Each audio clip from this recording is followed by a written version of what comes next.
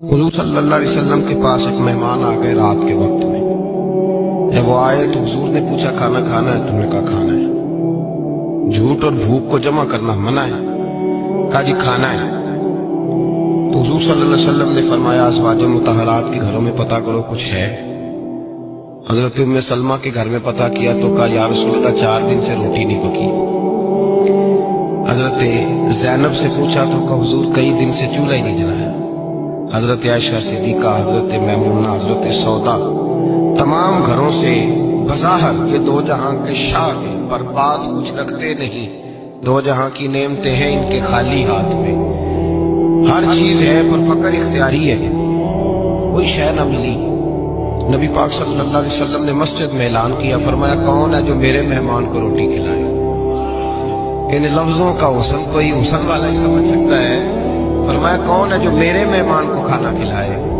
तो एक सियाबी ले गए और उठे। वो सियाबी जो सियाबा में गरीब थे, एक अंसारी जो गरीब आदमी थे। अगरचे मेरे महबूब के गुलामों में जो बड़े अमीर थे वो भी खर्च करने में बड़े आगे थे। हजरत उस्मान गनी रदी अल्लाह ताला, हजरत अब्दुर्रहमान इब्न औफ, हजरत अबू बकर सिद्दीक रदी अल्लाह। लेकिन ये गरीब आदमी का हुजूर मैं ले जाऊंगा, मैं लेके जाऊंगा। ये बुखारी मुस्लिम है। हुजूर ने फरमाया ले जाओ। वो अब सहाबी घर ले गए और बीवी से मशवरा किया। बात पे गौर करना, हर चीज की भूख देखी जा सकती है, बच्चों की नहीं देखी जा सकती। और सारी हुजूर के मेहमान को घर ले गए, जाके बीवी से मशवरा किया। कहा भली मानस घर में कुछ है? तो उसने कहा थोड़ा सा बच्चों के लिए खाना रखा है। बच्चों के लिए? बच्चे तो बुज़दिल कर देते हैं, बच्चे तो आदमी को बुज़दिल कर देते हैं, बच्चे तो मार देते हैं, कलेजा फट जाता है बच्चा भूखा हो, नींद नहीं आती। अब सियाबी अपनी बीवी से क्या कहते हैं? कहते हैं बच्चों को बहला के सुला दे।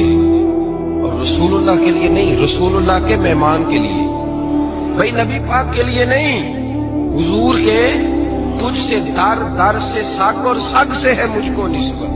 मेरी गर्दन में भी है दूर का पटका तेरा, तुझसे दर दर से सग सग से है मुझको निस्बत। लंबी बात है। बच्चों को सुला दो। बीबी ने बच्चों को सुला दिया तो मियाँ बीवी का मशवरा हुआ कि मेहमान के साथ बैठ के रोटी खाना भी सुन्नत है। तो अब मेहमान के साथ बैठ के खाना भी है, तो खाना है एक दो आदमी का। अब खामद अपनी बीवी को तैयार करता है कि मैं भी खाने में बैठ जाऊंगा, तू भी बैठ जाना। और जब मेहमान खाने में हाथ डाल ले तो तू उठना, कहना ओहो दिया तो सही किया ही नहीं, अभी बुझ जाएगा। और जाके दिया बुझा देना। हम हाथ हिलाते रहेंगे, मेहमान रोटी खाता रहेगा।